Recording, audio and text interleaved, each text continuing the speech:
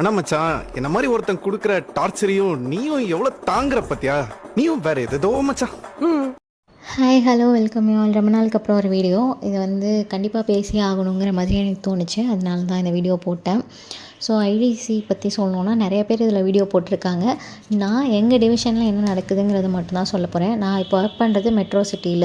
So April 1லேருந்து implement பண்ண போகிறோம் அப்படின்னு சொல்லிட்டாங்க. அதுக்கு யார் யார் போக போகிறாங்கன்னு பேர் வாங்கிட்டாங்க. இப்போ ஒரு ஆஃபீஸில் 12 போஸ்ட்மேன் 15 போஸ்ட்மேன் இருக்காங்கன்னா அதில் வந்து இப்போதைக்கு சாம்பிளுக்கு ஒரு 2-3 போஸ்ட்மேனை மட்டும்தான் அனுப்புகிறாங்க. ஃபுல்லாக அனுப்பலை. அண்ட் மெயினாக ஒரு 10 போஸ்ட் ஆஃபீஸ்க்கு இப்போ இங்கே வந்து மெட்ரோ சிட்டிலலாம் 1 கிலோமீட்டருக்கு 1 கிலோமீட்டரே வந்து போஸ்ட் ஆஃபீஸ் நிறையா இருக்கும். ஊர் சைடில் தான் சப் ஆஃபீஸ் வந்து ஒரு 30 கிலோமீட்டர் டிஸ்டன்ஸில் நிறையா டிஸ்டன்ஸாக இருக்கும். இங்கே வந்து ரொம்ப 1 கிலோமீட்டர் 2 கிலோமீட்டர் அந்த மாதிரி நியர்பையாக இருக்கும். ஸோ இதுக்கெல்லாம் காமனாக ஒரு பிளேஸை சூஸ் பண்ணியிருக்காங்க. சூஸ் பண்ணி ஒரு 2-3 சென்டர், பார்சலுக்கு தனியாக ஒரு ஹப்புனும் அதர் ஸ்பீட் அண்ட் ரெஜிஸ்டருக்கு தனியாக ஒரு ஹப்புனும் இப்போ சூஸ் பண்ணிட்டாங்க. பண்ணி ஏப்ரல் 1லேருந்து அந்த போஸ்ட்மேன்ஸ் எல்லாம் அங்கே போய் ஒர்க் பண்ணி ட்ரையல் பார்க்க போகிறாங்க. ஆக்சுவலி இங்கே இருக்கிற எந்த போஸ்ட்மேன்ஸும் அப்போஸ் பண்ணலை. ஏன்னு கேட்டாங்கன்னா பாயிண்ட் வந்து அக்கௌண்ட் டார்ச்சர் இல்லைன்னு சொல்லிவிட்டு அவங்கள கூப்பிட்ருக்காங்க. இத்தனை அக்கௌண்ட்டு நீங்கள் எடுத்துகிட்டு வரணும், இத்தனை அக்கௌண்ட் கொடுக்கணும் அப்படிங்கிற ப்ரெஷர் வந்து இனிமேல் உமனுக்கோ போஸ்ட்மேனுக்கோ கிடையாது அப்படின்னு சொல்லிட்டாங்க. ஸோ பெட்டர் அவங்களோட ஒரே ஒரு டார்கெட் என்னென்னா ஒரு நாளைக்கு 200 லெட்டர் டெலிவரி பண்ணணும். அது மட்டும்தான் வந்து டார்கெட்டு. அண்ட் தென் செகண்ட் ஷிஃப்ட்டில் லெட்டர்ஸ் கம்மியாக இருந்தால் டாட்டா ஏஜி பாலிசிஸ் ஆர் அந்த ஐபிபியில் பண்ணுவாங்கள்ல அதெல்லாம் வந்துட்டு பண்ணலாம் அப்படிங்கிற மாதிரி. ஸோ இந்த லாஜிஸ்டிக் போஸ்ட் வந்து இந்தியா போஸ்ட்டோட எந்த வித ரிலேஷன்ஷிப்லேயும் இல்லாத மாதிரி தனியாக இண்டிபெண்ட்டாக தான் இருக்க போகுது.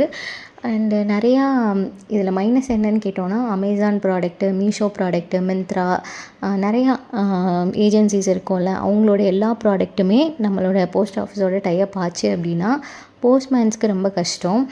எக்ஸாம்பிள் எலக்ட்ரானிக் ஐட்டம்ஸும் சேர்த்து வரும். ஈவன் ஃப்ரிட்ஜு, வாஷிங் மிஷின் இதெல்லாம் ஆர்டர் போடுவாங்கள்ல அதுவும் கூட டெலிவரி பண்ணுற மாதிரி வரும். டெலிவரிக்கு என்ன தான் வேன் கொடுத்தாலுமே இது நம்ம போஸ்ட் மேனுக்கு வந்து எக்ஸ்ட்ரா ஒர்க்கு தான். பிகாஸ் மெயில்ஸ் மட்டும் டெலிவரி பண்ணிகிட்டு இருந்த நம்ம பார்சலையும் டேக் ஓவர் பண்ணணுங்கும் போது it takes time and effort நிறையா வந்து வேஸ்ட் ஆகும். மேன் பவர் தான் ஆக்சுவலி யூட்டிலைஸ் பண்ணுறதுக்காக இந்த ஒர்க்கை வந்து பண்ணியிருக்காங்க. இந்த சேஞ்சஸில் வந்து இப்போ 2 ஷிஃப்ட்டு சொல்லியிருக்காங்க. ஒரு மார்னிங் ஷிஃப்ட் வந்து 8 o'clock ஸ்டார்ட் ஆகுது. நைட் ஷிஃப்ட்டு 8 o'clock முடியுது. இப்போ என்னென்னா இங்கே மெட்ரோ சிட்டிலேயே போஸ்ட்மேனை விட போஸ்ட் உமன்ஸ் தான் அதிகமாக இருக்காங்க. ஸோ ஃபீமேல் எம்ப்ளாயீஸ் எப்படி நைட் ஷிஃப்ட் ஒர்க் பண்ணுவாங்க அப்படிங்கிற ஒரு கொஸ்டின் இருக்குது. பட் ஸ்டில் இவங்க இந்த ட்ரையலை பார்க்க தான் போகிறாங்க. ஆல்ரெடி நிறையா டிஸ்ட்ரிக்டில் வந்து இது இம்ப்ளிமெண்ட் ஆகிடுச்சின்னு வேறு சொல்கிறாங்க. Krishnagiri summer I don't know, தெரிஞ்சால் கையில் கமெண்ட் பண்ணுங்கள். அண்டு போஸ்ட்மேன் எல்லாமே வந்து ஈகராக தான் இருக்காங்க இதுக்கு. ஏன்னா அக்கௌண்ட்டில் இருந்து நிம்மதி அப்படின்ட்டு. பட் அந்த அக்கௌண்ட்டுக்காக பார்த்தோம் அப்படின்னா ஒரு டிபார்ட்மெண்ட்டே நம்ம கையை விட்டு போகுது. இது என்ன தான் ப்ரைவேட் கண்ட்ரோலில் இப்போ யாராவது நம்மளை தத்தெடுக்கிற மாதிரி தத்தெடுத்து தான் இதை நடத்த போகிறாங்க. அப்படி எடுத்தாங்க அப்படின்னாலுமே சேல்ரி எல்லாமே வந்து கவர்மெண்ட்டில் தான் வரப்போகுதுன்னு சொல்லிட்டு அஷூரன்ஸ் கொடுத்துட்டாங்க. 8th பே கமிஷன் எல்லாமே வந்து நமக்கும் வரும். ஸோ என்ன தான் வந்து ப்ரைவேட் கிட்ட டைரெக்டாக போகலைனாலும் இது ஒரு மாயை தான். இன்னும் ஒரு 10 yearsக்கு அப்புறம் கூட ஏதாவது ஒரு சேஞ்சஸ் பண்ணுவாங்க. அண்ட் ஸ்டில் டிபார்ட்மெண்ட் ஆஃப் போஸ்ட்டோட நிலைமை என்ன அப்படின்னு யோசித்தோம் அப்படின்னா கண்டிப்பாக இன்னும் நிறையா ஸ்ப்ளிட்டப் வரப்போகுது. நம்ம ஐபிபியோட கண்ட்ரோலுக்கு கீழே போகிறோம். பிபிஎம்ஸோட ஒர்க் எல்லாமே மாறப்போகுது. ஃபுல்லாக லோன் சம்மந்தமாக ஃபினான்ஸ் இது தான் வந்து ஒர்க்காக இருக்க போகுது.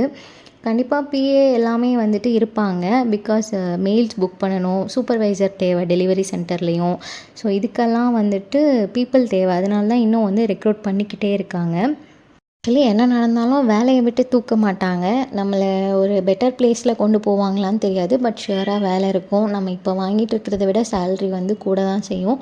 பட் என்னென்னா ப்ரைவேட் மாதிரி ஒர்க் ப்ரெஷரும் கூடும். அது மட்டும்தான் இதில் உள்ள மிகப்பெரிய டிமெரிட். அண்ட் ஏப்ரல் 1க்கு அப்புறம் எப்படி இது ரன் ஆகுதுன்னு நான் சொல்கிறேன். ஏப்ரல் 1 வந்து அனலைஸ் பண்ணிவிட்டு இங்கே இருக்கிற ஃப்ரெண்ட்ஸோட டிஸ்கஸ் பண்ணிவிட்டு நான் ஒரு வீடியோ போடுறேன்.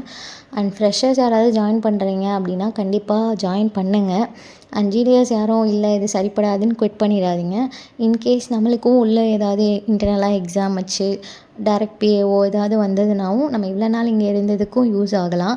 இன்கேஸ் அது மாதிரி எதுவும் நடக்கவே இல்லை, ஒஸ்ட்டு கேஸ் ஆகிடுச்சு அப்படிங்கிற பட்சத்தில் வெளியில் போக ட்ரை பண்ணுங்கள். ஆனால் இப்போ இருந்தே ஏதாவது ட்ரை பண்ண ஆரம்பிச்சிடுங்க.